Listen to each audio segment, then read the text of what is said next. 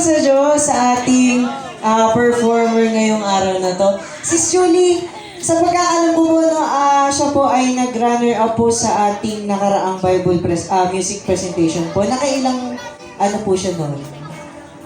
Yun! Ano po yun? Ano yung one? First place?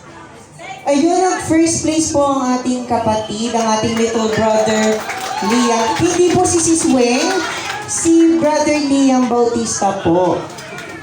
Ayan, samantalahin po namin pagkakataon, mga kapatid. Meron po kasing gaganapin na MCGI Kids and Teens presentation. Meron po dito mga kategory na solo singing. Ano pa yun, mga kapatid?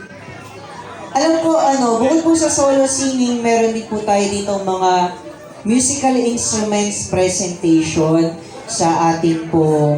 Tapos syempre, meron din po tayong mga Christian dance na gaganapin po.